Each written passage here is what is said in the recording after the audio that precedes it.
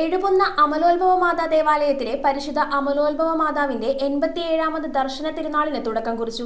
വിശ്വാസികളെ സാക്ഷികളാക്കി ഇടവക വികാരി ഫാദർ ജേക്കബ് കയ്യാല കൊടി ആശീർവദിച്ചുയർത്തിയതോടെ ആഘോഷങ്ങൾക്ക് തുടക്കമായി.